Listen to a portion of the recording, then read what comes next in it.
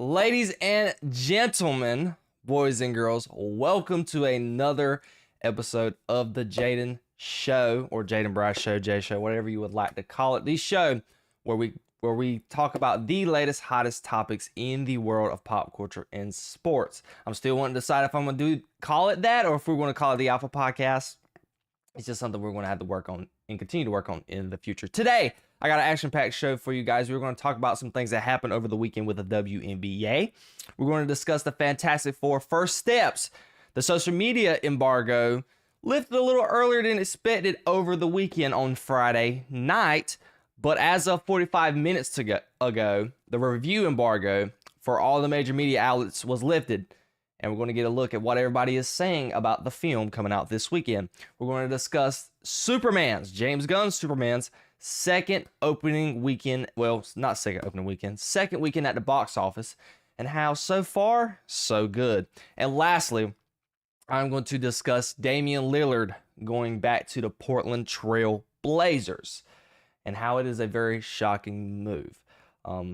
That is it. That's all we're going to talk about today. We got a lot of stuff, though, coming on in the show in the next couple of days. I am hoping to shoot another show tomorrow. There's a lot of news that's been going out these last couple of days, and there's so much to hit on, so much to talk about, specifically with some things going on with Marvel and DC, and some sports things as well. Training camp just started for my Dallas Cowboys yesterday, and there's some already things that Jerry Jones is saying at the moment that I am not a fan of.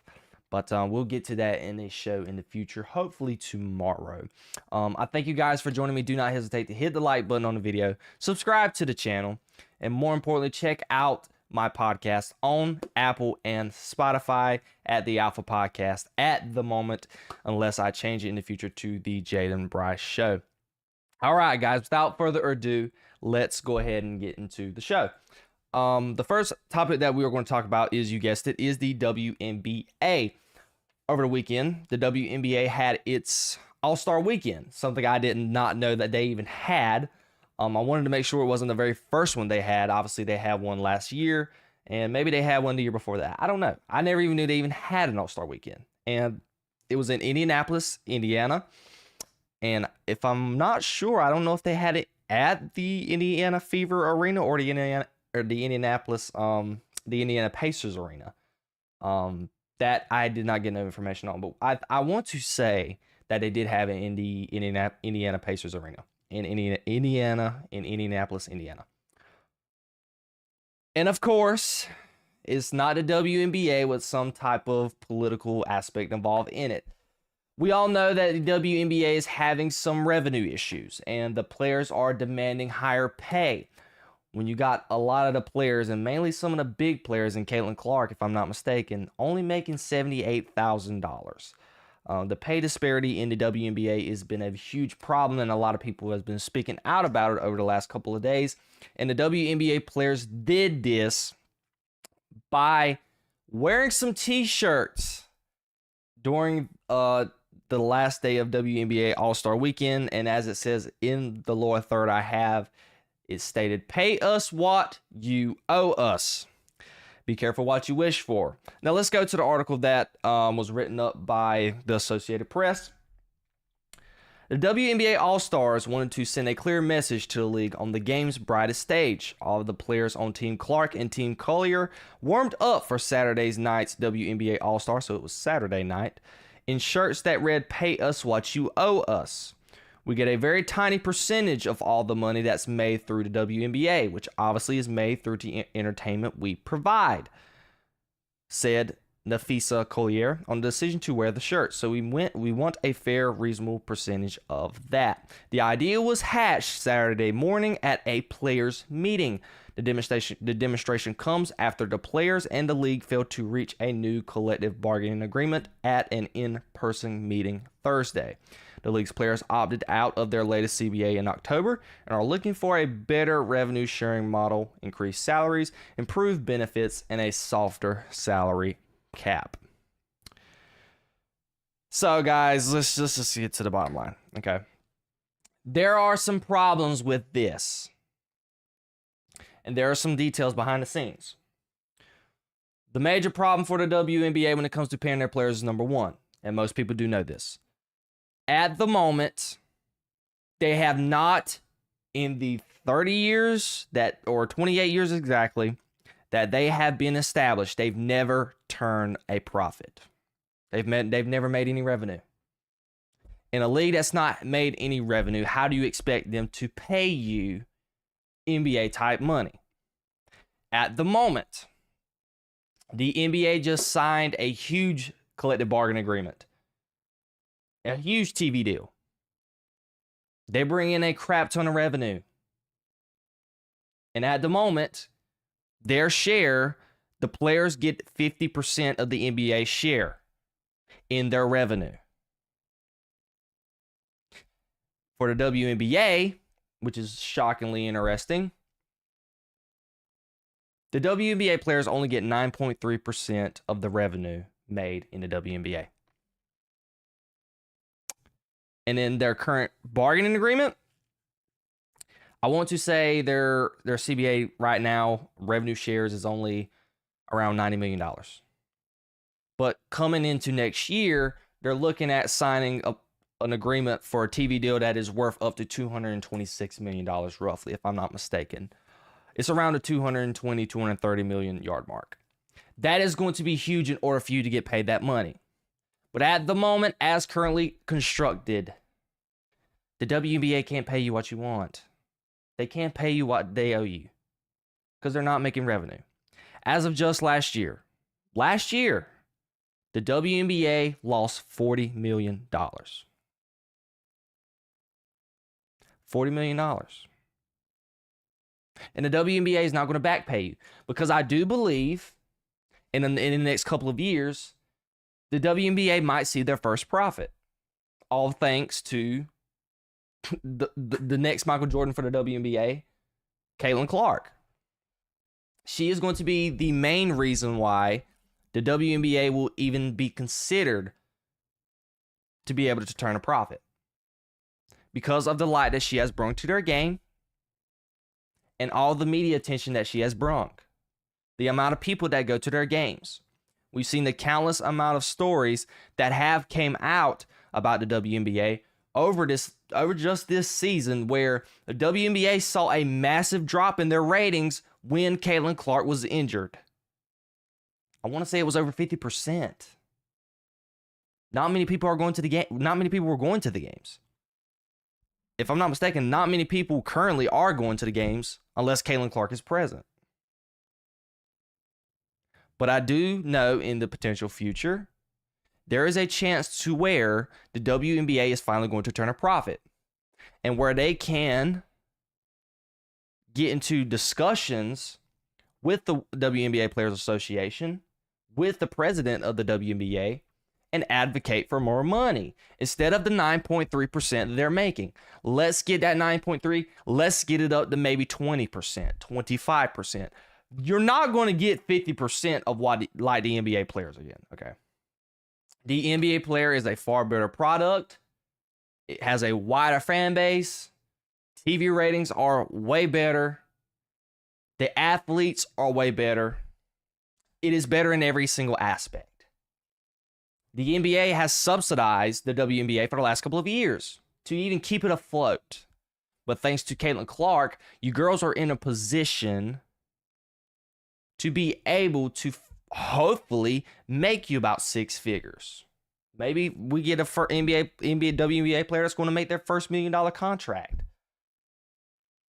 If I'm not mistaken, I don't even think they've had a WNBA player have a $1 million contract.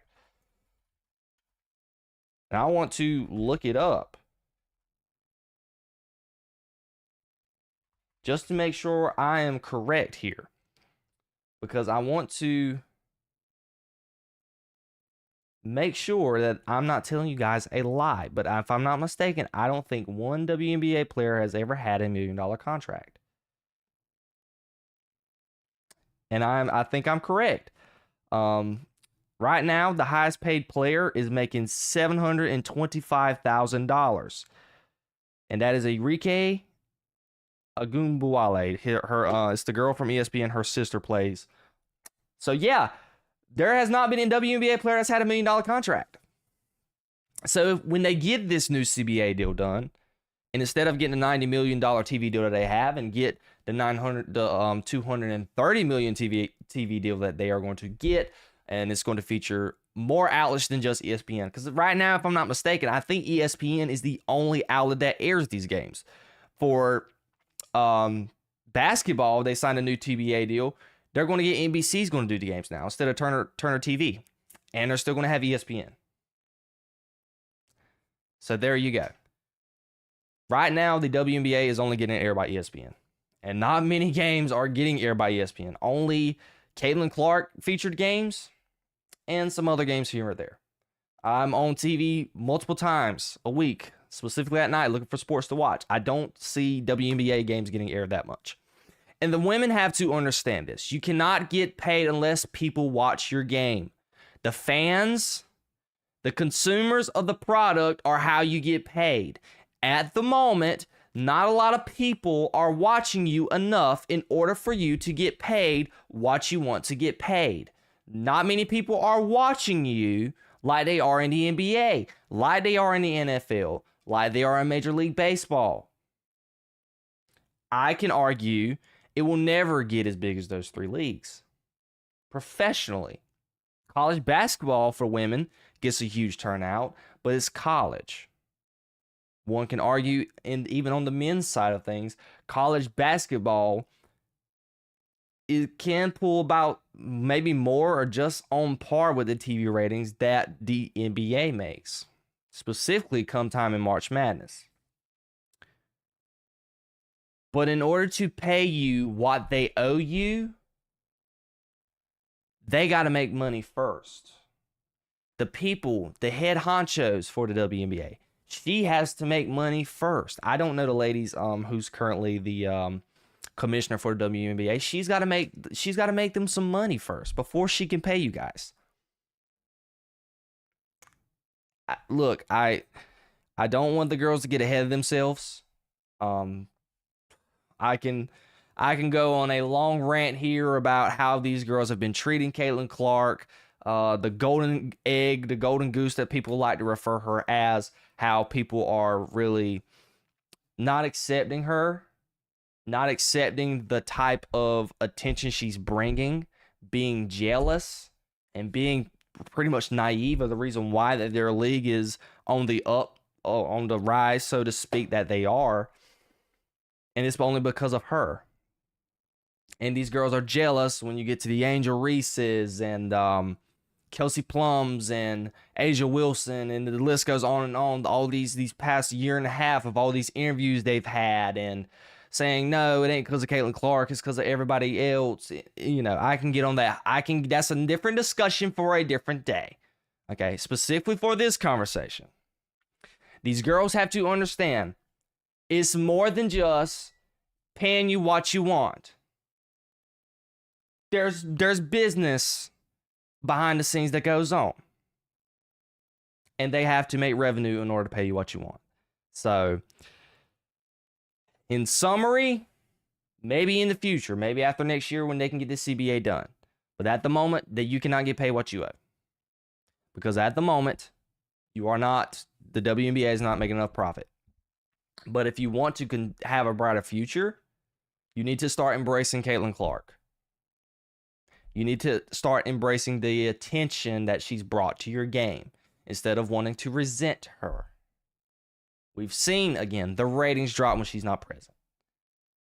We've seen the idiotic move that Team USA did by not putting her on Team USA. So we need to continue to ride that in order for you girls to get paid. Because I believe y'all should get over $1 million easily. I don't see a reason why we have players in this league at the moment who are not getting paid over $1 million. Even Asia Wilson, considered the best player right now as we speak, she's tied 14th in contracts right now. She's only getting paid $400,000. Granted, with her and Caitlin Clark, they got plenty of endorsements, plenty of advertisements where it gets them over the $1 million mark, just as their personal salaries outside of the WNBA. But still, we want to get these ladies at the $1 million mark. But they're not doing themselves any favors. That's the main issue. But what do you guys think? Do you think the WNBA should get their first $1 million contract? What do you think of the action that they pulled over the All-Star weekend with their political status of pay us what you owe us? There's a lot of underlying features, ladies, that goes into that. I want to know all of your comments down below. All right. As we know, the Fantastic Four, First Steps, the dumbest type of title you can have for a movie, is releasing this weekend. I made a show on Friday, actually on Wednesday, talking about it. I had something pre-written on Friday, but Friday night, surprisingly, the social media embargo for the movie lifted, and there was a lot of early positive reactions for the most part. A lot of people saying that Marvel's back, and things of that nature. And I try, we saw this with Superman. Of course, people are going to hype up the film. Not many negative reviews. Fine. As of today, the social media, not social media, the main media outlets are reviewing the film, and it's kind of on par with Superman. Superman got an 8 by IGN. Fantastic Four got a 9. I got a 7. Screen Rant gave it a 3.5 stars. So, and even on Rotten Tomatoes right now, it's 86%. So it's starting off at a lower point, critic-wise, than what Superman did. But audience-wise, it seems to be back pretty much the same. They're enjoying it. But from right now, not many of my trusty sources have seen the movie. Some have. The Tyrone Magnuses of the world haven't. Chris Gore actually saw it, and I saw his review this morning. He said it was better than Superman. He didn't enjoy Superman as much as I did, but he said at least it was better than Superman. So that's a positive by Chris Gore. Nerdrotic hasn't seen it. Jeremy Johns have not seen it. Chris Stuckman, a lot of people that I watched, Snarky J, they have not seen the film yet. I imagine today is Tuesday, a lot of people are going to go see the film today. So it'll be interesting to see what they are going to think of the movie. But the normal people, like, I don't want to call them shills, but people who did the same thing with Superman, hyping it up, saying it's the best thing in the MCU, blah, blah, blah. They've seen the movie. They've given it its praise. And I'm just sitting back, relaxing, and waiting to see. But let's just talk about the box office a little bit. Because it's pretty much projecting the Fantastic Four First Steps to pretty much perform the same as Superman. There's conflicting articles. I picked up this article that came out 2 days ago, and there's a lot of reports. So it's box office numbers. They're trying to fudge it a little bit to make it sound good. But as of today, it is reporting that Fantastic Four is projecting to at least get $130 million and $140 million domestically over its opening weekend. That will be more than Superman, because Superman got 125 domestically opening weekend. That is from one source. Another source, The Hollywood Reporter, at the moment, it is saying Marvel, and this is an article written 2 days ago, Marvel hopes to begin to turn its fortunes around when Fantastic Four First Steps hits theaters a week from now, on July 25th. That means Superman only has a few days left to itself before facing competition, in addition to losing IMAX screens and premium large format auditoriums, which is tracking to open to 100 million to 110. So originally that number was 110 to 100. And since Superman's box office has been a hit for most part domestically, a lot of the insiders in the media industry are thinking that they're moving that number to 130 to 140 over Superman. From my personal view, I don't think, I want to say this because I'm a Superman fan, obviously, but I want to say that Fantastic Four falls just short of Superman domestically. Just shy. Superman got 125 domestically. I think that Fantastic Four might be like 120. It's going to be close. It's going to be neck and neck. But one thing is for certain, box office wise, Fantastic Four is definitely going to perform better internationally. Superman got what? I think it was 200. It was over 200 million the first weekend they made. I want to say it was 205. Can't quite remember, maybe 215. But overall box office with the international and domestic, I think Fantastic Four might beat out Superman. And that's not a knock on Superman, not saying that Fantastic Four is going to be a better film than Superman. It's just Superman had so much baggage of the past DCEU and you know, the drama going on with the film, and you know, the Snyder stuff and the Snyder Bros, the James Gunn, you know, you had all that going for it, and it ended up doing very well its opening weekend, making over $200 million. The MCU historically is been the better universe. It's been the better product. Granted, they have not made any good movies lately. A lot of people enjoyed Thunderbolts. I did not like Thunderbolts, but the Thunderbolts, even though it was highly praised, was not a box office hit. I think it made $70 million domestically in its opening weekend, and it ended its theatrical run well below $400 million. Not good at all. But with the Fantastic Four, being it was the first Marvel team ever created, I really do think that it is still going to perform slightly under Superman domestically, but I think international, bringing in those international numbers, I think altogether it may beat out Superman. That's good to see though, because the Fantastic Four historically has not done well at the box office, specifically the 2015 films. I'm a fan of the very first two that they came out with Chris Evans and Jessica Alba and the crew. But it's good to see Fantastic Four get the love that it's getting. And I really do think that it's going to beat out Superman altogether worldwide at the box office their first weekend. Already at my local AMC, I've been trying to get tickets for this weekend. Everything that is pretty much sold out. IMAX screenings are being pretty booked as well. It's going to be interesting to see. Superman still has legs.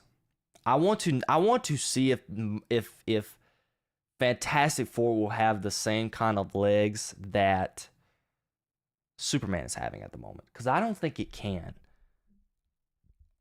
It's going to be interesting to see, but overall, as of right now, people seem to think that the movie's pretty good. It's got its faults, but some of my sources right now consider it better than Superman. And there's not been really a lot of comparisons with Superman going on right now when it comes to the early reviews of the film. But overall, a lot of people are saying the MCU is back. I'm not really saying that right now until mainly Avengers Doomsday. Even if I go into seeing Fantastic Four and I enjoy it, I'm not about to sit here and say Marvel is back. People are saying Marvel is back. It's better. It's back to quality instead of quantity. People have said that it's its own universe, and it's refreshing to see. You don't have to do any type of homework going into this movie, which is something that I am very happy about. But we're just going to have to wait and see. Currently, at the moment, I don't think I'm going to be able to see the movie till next Monday. Yeah, that sounds horribly bad coming out of my mouth. It's just I got to work again this weekend. And I wanted to go see it Friday. Thursday's pretty much booked up, and Friday's got 2 seats available. I may end up going to go see it by myself. I don't know. I don't want to go see it by myself. I want to go see it with my friends and family. And you know, you guys know I had to do that. But right now it's looking like I can't see it till Monday. So stuff is more than likely going to get spoiled for me. You're not going to get my honest thoughts and review maybe until next Wednesday. I'm not gonna make you guys wait that long. I think I'm gonna go ahead and do it next Tuesday. I'm gonna go see it Monday, but I may change my mind. I may go see it Friday. I'll have to let you guys get updated on that. But I'm looking forward to it. I've seen some things that I've liked. I've seen some things that I don't like. And something, that I was going to leave this without showing you guys this. Something that is a major negative right now with this film, I have to say, media coverage. The interviews are cringy. and we're going to discuss one interview specifically that I am very much talking about. Okay, it's My rough. opinion. It's rough. It's just rough, and we're going to react to it together. Yeah, this is just wow. It's not good. It's not good at all. Pedro has played a father in so many different texts, a found father figure. But do you think it's safe to say that Reed is the first capital D daddy in the MCU? Are there not other fathers in the Oh, I mean MCU? daddy. Oh, Yeah, daddy. different to father. Daddy. Capital no. D. I would. Okay, no. The first capital D daddy in the MCU. No, I would say he's in a group of a capital D daddies. There are a lot of daddies in the MCU, if you're asking my opinion. Tony Stark's pretty daddy. Tony Stark is daddy. Chris Evans, pretty daddy. Yeah. There's Yeah, you're right. There's actually it's a daddy party. It's a daddy fest. Daddy Yeah. fest, trust me. You're lucky to stick out in the daddy fest. Oh, they're Let's nice hope too. it. I have to. I'll use my stretching powers.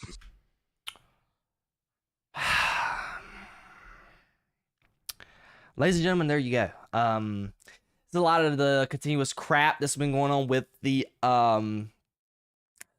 media interviews and stuff leading up to the movie. Vanessa Kirby, her and Pedro Pascal have this. I guess they're trying to act like Sue and Reed right now. They're in a relationship. They're in their interviews, cuddled up with each other. And just. This isn't Pedro Pascal and Vanessa Kirby's fault. I don't know who this guy worked for. Like, dude, can we get a better question? It's just the ongoing theme of Hollywood right now. We just asked the actor playing Reed Richards if he's considered capital D daddy. What the frig does that even mean? Who knows? One thing that Superman has beating Fantastic Four at right now is just media interviews. For Superman, it was relatively quiet, nothing cringy, just about the movie. Something Fantastic Four has not done well, just at all, is just media coverage leading into the movie. I've just seen some very cringy stuff. Pedro Pascal himself is a very cringy individual to begin with. We can go on a whole rant about that. But even with that, I just want to bring that up because it's something I really wanted to talk about. And I was sitting there like, when I saw it on Twitter, I was like, did he really just get asked this in an interview? Calling Chris Evans and Tony Stark capital D daddies. I was like, and Vanessa Kirby, when she got the question, she was sitting there like, okay. But anyways, I digress. But overall, that is what's going on with Fantastic Four at the moment. It's considered pretty good, and it's back to what the MCU needs to be. We're just going to have to wait and see. I'm going to try my best to not get the movie spoiled for me, and I'm looking forward to getting some feedback from a lot of the movie reviewers that I use as my trusty sources for a movie. Even though someone with Superman I did not agree with. So, of course, I'm going to go into the movie with an open mind. I'm looking forward to seeing it. Fantastic Four is one of my favorite families in Marvel. I enjoy them more than X-Men, and they're right on par with Avengers for me. So I'm looking forward to it. What do you guys think? Do you guys think that Fantastic Four is going to perform in the box office better than Superman like I do altogether? Although I don't think it is going to do better than Superman domestically. I want to know all of your comments down below. All right. And speaking of the Big Blue Boy Scout, we are going to go ahead and discuss Superman's second weekend at the box office. This is something that a lot of people have been waiting to mind. We know with these comic book movies, it's very front-loaded. Everybody who is fans of Superman, fans of DC, fans of the character, they're going to go see the movie its first weekend. And, in the second weekend, it's going to be a drop, but sometimes it can be a massive drop, or it could be a relatively reasonable drop in the second weekend. And I'm going to use Luis Fernando as a source because he's pretty good at breaking down these box office projections. And he had some things to say about Superman, which is very positive. And we're going to get to it together. As expected, updated Sunday figures, almost 1.5 higher for Superman at the highest grossing comic book movie of 2025 and number 4 fastest DC film to cross 200 million at the US box office. Super 58.5 million on number 5 biggest second 3-day weekend in DC history. Strong Legs just a 53.2% drop from opening weekend to the second weekend. The number 3 biggest second weekend of 2025, crushing Rebirth's 40.3 million, and is slightly under Minecraft and Lilo and Stitch. So that's very good. Superman performed better in his second weekend than Jurassic World did, and it just was slightly under Minecraft, which is a $980 million movie that's going to fall short of $1 billion, and slightly under Lilo and Stitch that went on and became a $1 billion movie. It's the biggest second weekend ever for any film featuring Superman. It even beat out Batman v Superman. Superman hit a $236.3 million cum in the U.S., beating Captain America Brave New World's $200.5 million run as the highest grossing comic book movie and number 6 highest grossing film of 2025 in just 10 days. It had a top 5 biggest second opening weekend for a DC film, and it was 4th. Well, actually, it was 5th, and it was up under Wonder Woman, The Dark Knight Rises, The Batman, and The Dark Knight. Second weekend drops for DC films in the 21st century. It did better than a lot of the DCU films that to date. And right now he is saying that Superman is eyeing a $370 to $405 million run in the US. And I think this is pretty much the same tweet. So far, Superman has done better than the 5 past DCEU movies. Right now, it's only 4. It's going to pass Aquaman here in just a couple of days, because Aquaman ended up having $500 million. It's going to pass Aquaman. Superman is going to perform better than the last 5 installments of the DCEU. It has done better than the last 2 installments of the MCU in the Thunderbolts and Captain America Brave New World. Now, when we talk about that, it's not a huge flex, in my opinion. I know a lot of people have been throwing that around, because I heard some people's like, if you would guess 2 or 3 years ago when Superman was announced, that you would think that in the same year, the 2 MCU movies that were released before the movie came out, that Superman would perform better than it. A lot of people were throwing that around, but those 2 movies were Captain America featuring Sam Wilson, and it was a Thunderbolts film that a lot of people were not interested in. So I wouldn't call that a big major flex to begin with. But this is all you could have asked for in a reboot. It really is. A 50% drop is phenomenal domestically. Although this movie is doing horribly bad internationally, horribly bad, and that is what is inevitably going to kill the movie from breaking even, because the break-even point, and a lot of people have said this, has been the $700 million mark. The movie has to get a 7 in front of it in order for you to break even and potentially make a profit. It's crossed $400 million at the moment. The budget was $225. Marketing, they've said, is roughly $125. We all know, in order to pretty much make a profit, you got to make at least 2 times that. And in order to get to that number, you got to break the 7 mark. And I don't think Superman's going to get to that. We'll discuss that in a minute. But overall, with these numbers and going into this weekend, and how phenomenal it performed in the middle of the week as well, you got to be happy. Because of what I've said in the past, with the baggage that Superman came with, this is just phenomenal.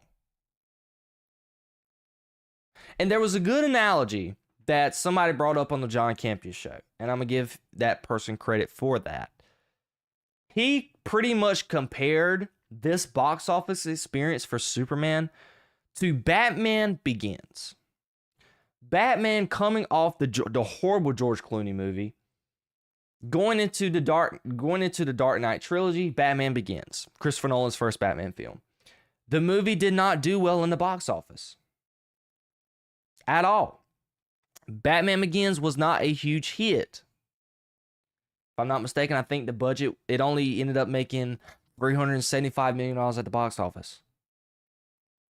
Compared to the next film, The Dark Knight, went on to be $1 billion movie.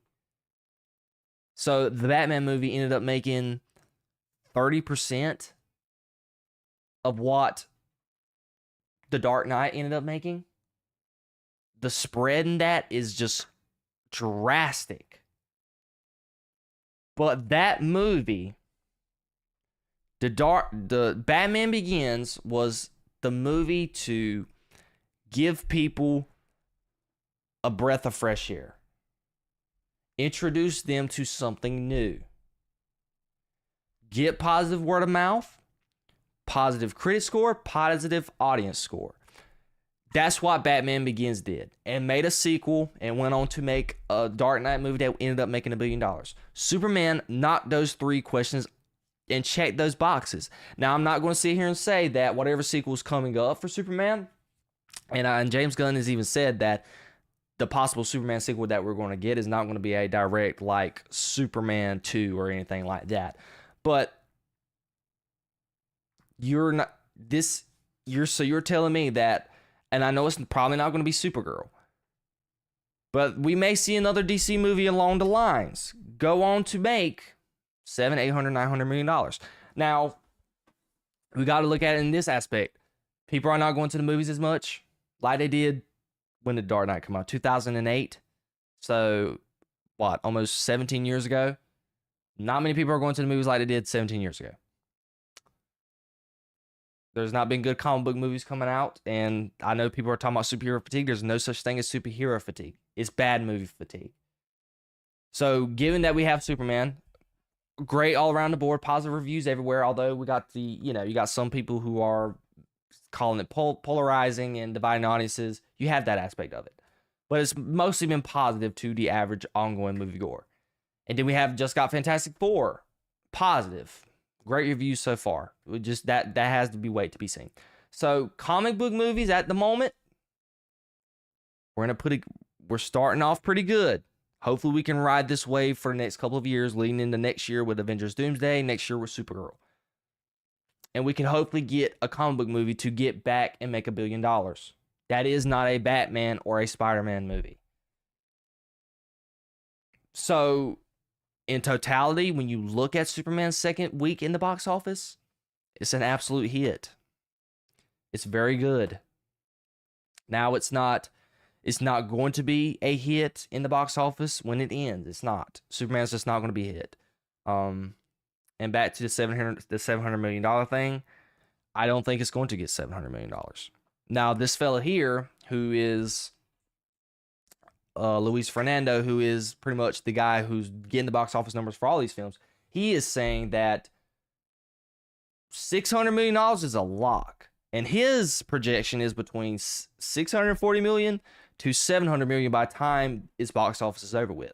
I know a lot of people are throwing around the idea, which a lot of them are MCU lovers, and they literally were talking about how biased they were yesterday. I'm not going to name who the people are, the YouTubers were, but I was watching them.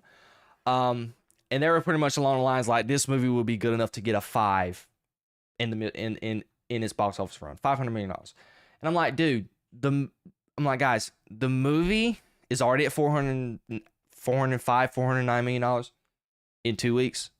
So you're telling me it's going to struggle in the next, 3 or 4 weeks is going to be in the box office to get $100 million? How? In what world? And I know a lot of people like John Kemp and everybody else, competition is not a bad thing. If people enjoyed Fantastic Four, they're going to be probably like, oh, you know what? Let's go see Superman. Why not? I really do think this movie is going to get a 6 in front of it. Now, I don't think it's going to get $700 million. And I don't think, well, now that I think about it, I think Superman could actually perform better than Fantastic Four overall. I don't know. It's going to be interesting to see. I'm not going to make that projection yet, but still, Superman isn't going to break even at $700 million. It's just not. But I do think that this film is going to get to the 600 mark, and it's going to be a success either way. It's a huge win. People are invested in your universe. People like me are invested in your universe, who is fans of DC, and hopefully you can get some of the Marvel audience as well, because a lot of people who enjoy the MCU loved what DC has got going on, and that was the ultimate goal. So, Superman had, in my opinion, I know some may not consider it great, but I think that Superman had a great second week at the box office. Granted, it's going to be hard to make money because it's losing its IMAX screens to Fantastic Four and some like Dolby Cinema and stuff like that. But still, a lot of kids who are in school, who are not in school for the summer, walking up to the ticket booth and saying, "Mom, Grandpa, Grandma, can I go see Superman?" And they're going to continue to go see the film. Obviously, people who are going to want to go see Superman again, which I am one of those. I think I'm going to go see it for a third time. They're going to want to continue to go see the movie. So I do think there is a situation where Superman's going to get $200 more million. And worldwide, it's going to end. I think it will end its run around 640 million, just shy of 700. I'm looking and hoping to see what this week holds, given that it's going to be a new week. With the Fantastic Four being out, just to see what type of percentage drop we're going to get. Because right now we know the Marvel fans are going to show out for the Fantastic Four. Not like they did for Captain America Brave New World and Thunderbolts, because Fantastic Four, widely known family, okay? Widely known. They are more modern art, like non-comic book fans, and even people who are not hardcore Marvel fans know who the Fantastic Four are, because it's one of the main characters in the Marvel Universe, main families in the Marvel Universe. So people are going to go see the film. And with the positive word of mouth that it may possibly get, we're just going to have to wait and see. It's going to perform well.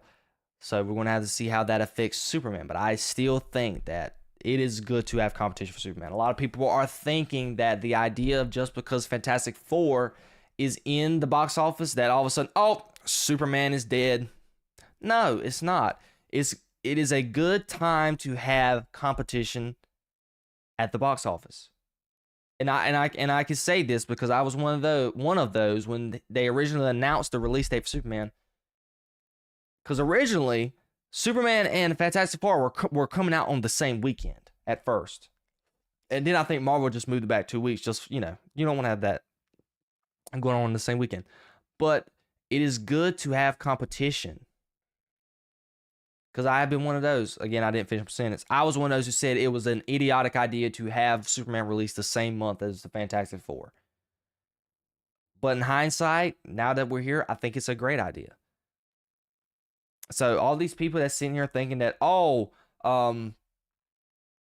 Superman coming out in the box office the same week as Fantastic Four, it's going to kill Superman, straight eat its lunch. It's not. Okay, Superman, especially domestically, is a widely known and loved comic book character, way more popular than the Fantastic Four. Granted, the MCU is more popular than DC will ever be at the moment, but I still think that competition is good, and there is a possibility that Fantastic Four may help out Superman at the box office, because both films right now seem to be pretty good.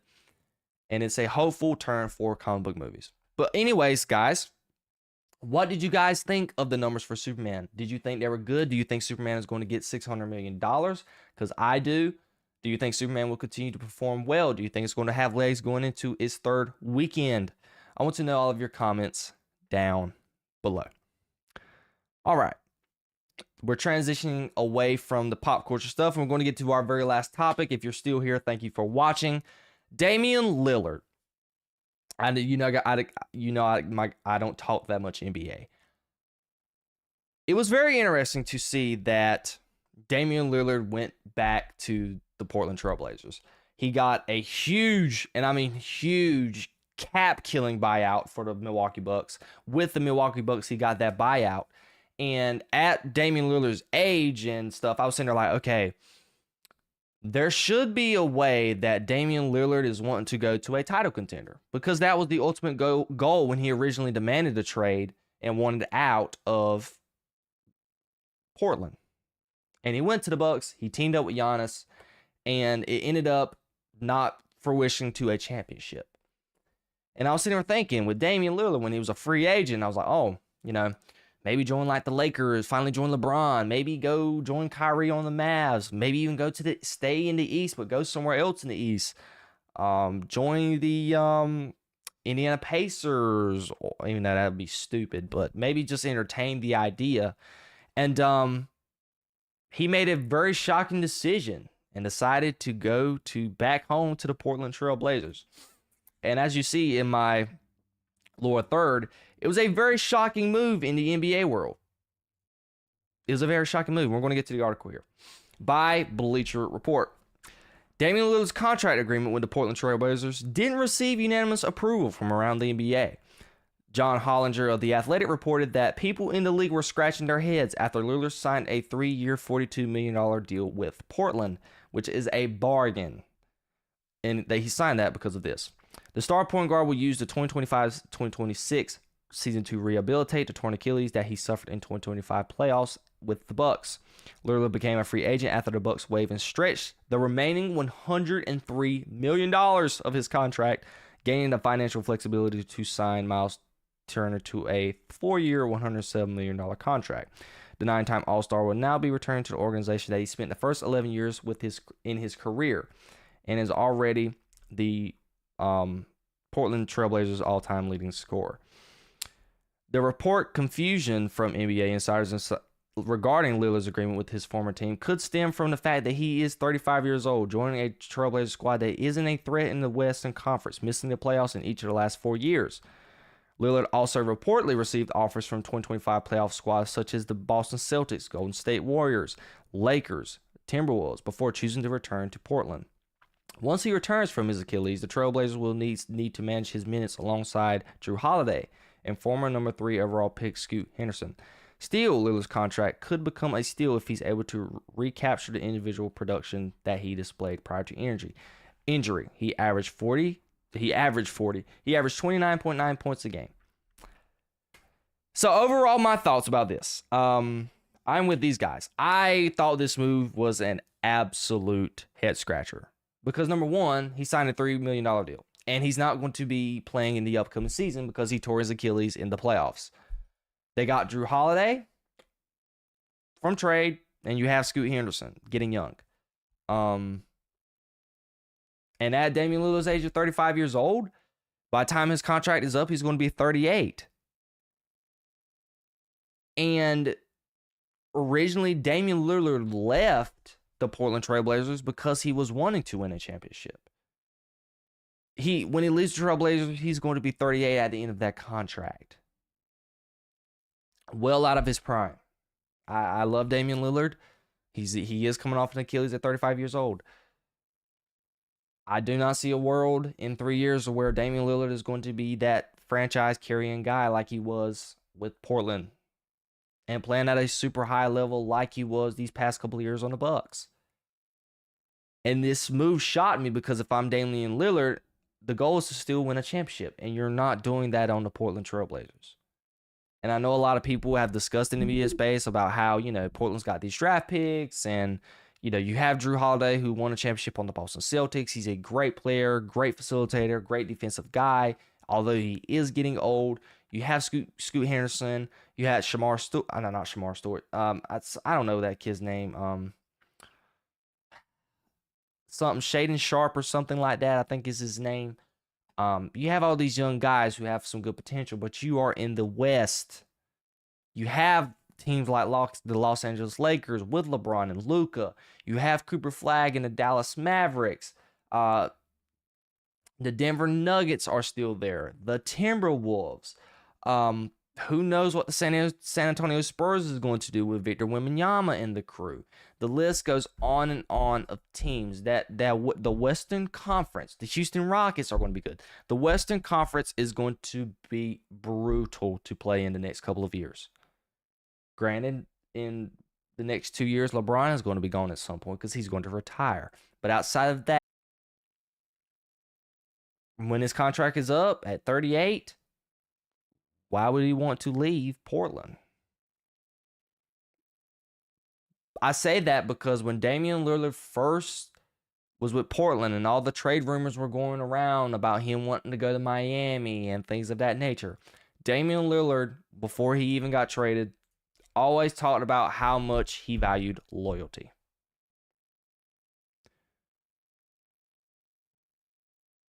He had some off the field issues with his wife.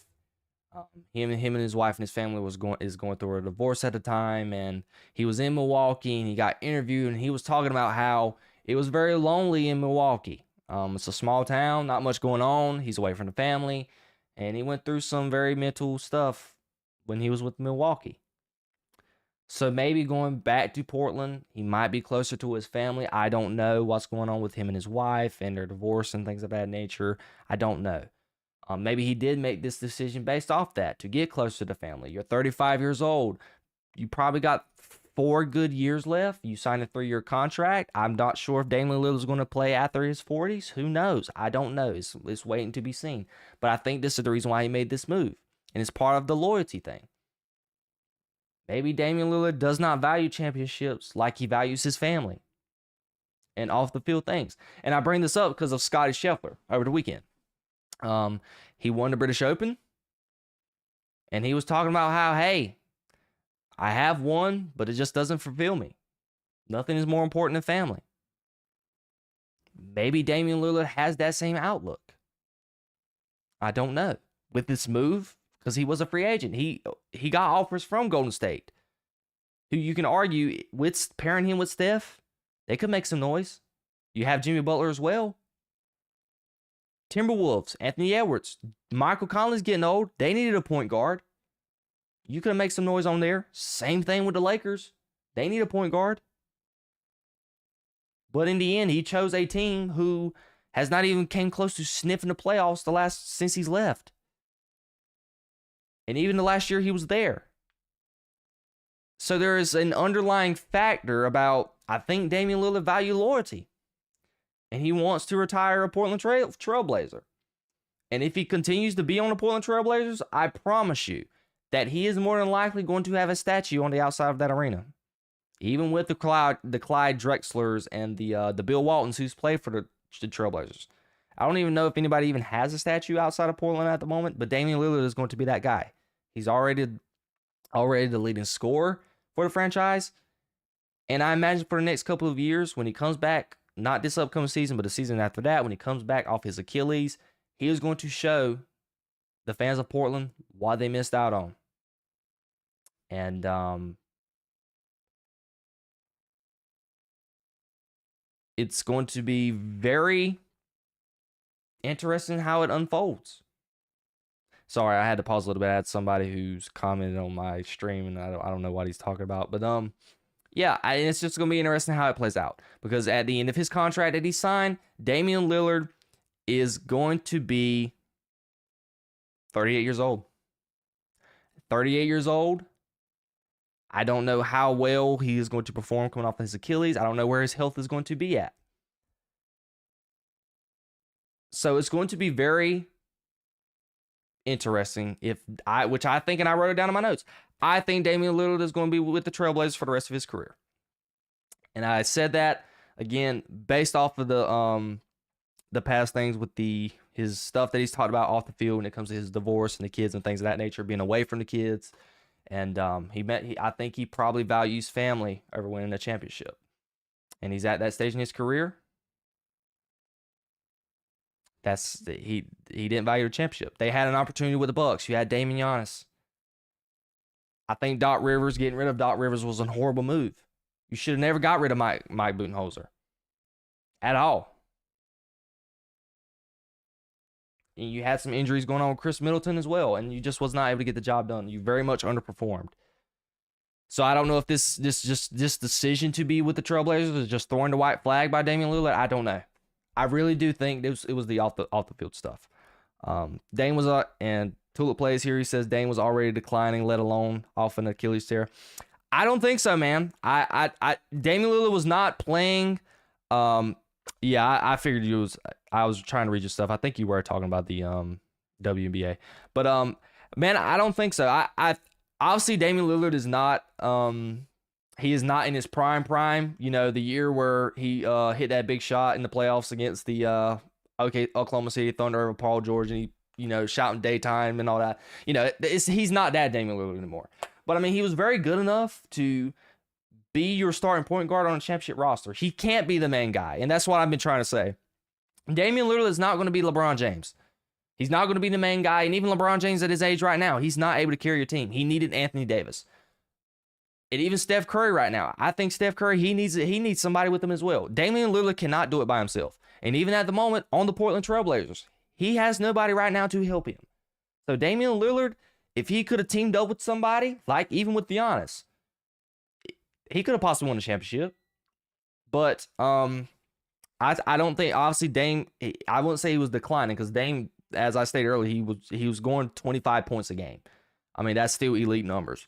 And he's still well, I don't think he's been in consideration for being all NBA team, but he's still been in an NBA All-Star. Granted, it's not that big of a deal becoming NBA All-Star because it's based off fan vote, and we know the politics behind being a Pro Bowler in the NFL and an All-Star in the NBA. The same people get it every year, so it's not a major flex. So, let's see what else you got here. Bill and Tulip Play said this: billionaires are fighting to invest $2,250 just to join the league. I'm sure the projections are good. Nobody is demanding millions but $70K. No medical insurance, no cut of merch sales is ridiculous. New TV deal money will be in the books in the next year or two, plus the $1 billion in expansion money. Big profits are coming up. Look at the 28th year of the NBA pre-bird. Yeah, you're right. And that's what I said. I said, because I got that information off Shannon's podcast yesterday, and I even looked it up. They're getting like a $200-some million deal. But like I said, the NBA is getting 50% of the revenue. I don't see a scenario where the WNBA is going to get that. I think they should demand maybe $25 million. I don't think they're going to get half like the NBA players are getting. The average salary back then was $130K, which with inflation is over $700K. I think is, you said euros. Yet you think 30 million is okay in big 2025. It's not. It's not. And I didn't agree with it. Caitlin Clark getting $78 million. I mean, not $78,000 is a crime. An absolute travesty. When you got people like Cooper Flagg in college making $3 million off of NIL money. And you telling me Caitlin Clark don't deserve in the pros to be making at least $1 million? Absolutely, man. I think that's a problem. So I'm with you. I don't think 70K is okay at all. And right now, and I'll show you guys the contracts. And I post them right here. Enrique Agumbawale. I think she's a good player. I think she's considered one of the best players in the WNBA. She's making $725,000 in 3-year contracts. So her average payout is $240 million. And look there, Skylar Diggins-Smith. She's only making $422,000. Sabrina Ionescu. Great on the rise player. She's only making $410,000. Asia Wilson, considered the best player in the WNBA. She's only making $400,000. Chelsea Gray, $392,000. And look at where Caitlin Clark is at. Well, it says that she's making. Wait, hold on. So her average yearly salary is $70,000, but she's getting $338,000. Okay, but still, there's no reason why that Caitlin Clark needs to be making well over $338,000 over 4 years. She needs to definitely be making $1 million, 100%. Let's see if we got anything else here. Referring to the W, yeah. Yeah, man. Two plays. Thanks for the comments, man. I appreciate it. It was a great conversation. Me and you are pretty much on par. Again, I do not see a scenario where I don't see a scenario where WNBA players Caitlin Clark should definitely get paid over $80 million annually. Not $80 million, $80,000 annually. But we're just gonna have to wait and see. But ladies and gentlemen, regarding everything else, this is it. This is the end of the podcast. I thank you guys so much for joining me. If you enjoyed, do not hesitate to hit the like button on the video. I will have this up on Spotify and Apple Podcasts for you in the next couple of hours. Do not hesitate to check out all my other videos when it pertains to sports and pop culture down in the description below on my playlist. And more importantly, I will see you guys hopefully tomorrow on the next iteration of the podcast. I thank you guys so much for joining me. I love you guys so much. And I will see you guys on the next one. Peace, love, and positivity always, y'all. See ya.